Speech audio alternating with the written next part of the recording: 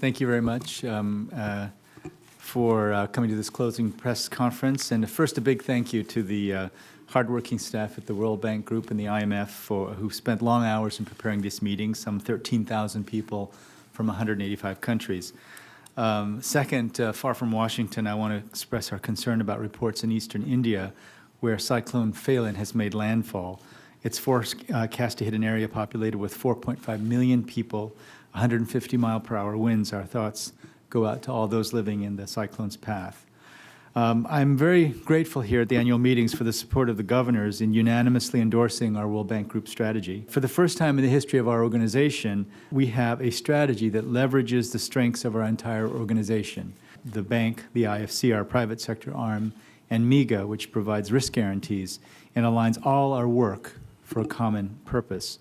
The common purposes are two goals, endorsed 6 months ago by our governors, to end extreme poverty by 2030, and to boost shared prosperity of the bottom 40% of the population in all developing countries. Now, our strategy will drive all our activities and resources to meet these two goals. This will produce concrete results and maximize our development impact. I'd like to highlight one major shift that comes from our strategy. We will leverage our Fund for the Poorest, IDA, to bring in other sources of capital for things like new sources of electricity, schools, and schools, especially in fragile and conflict-affected states. We need a strong IDA-17 replenishment in order to fulfill these bold plans that will open up a world of opportunity for the poor and the vulnerable.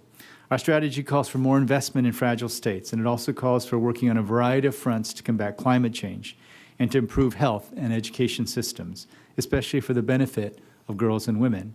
We now are strongly positioned to draw upon the World Bank Group's comparative advantages.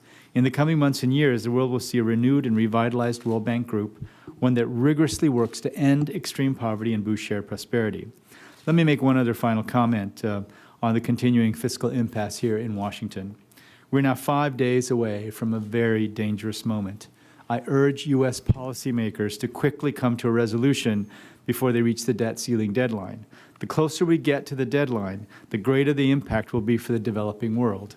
Inaction could result in interest rates rising, confidence falling, and growth slowing. If this comes to pass, it could be a disastrous event for the developing world, and that will, in turn, greatly hurt the developed economies as well. I urge U.S. policymakers to avert this potential crisis. Thank you very much for your attention.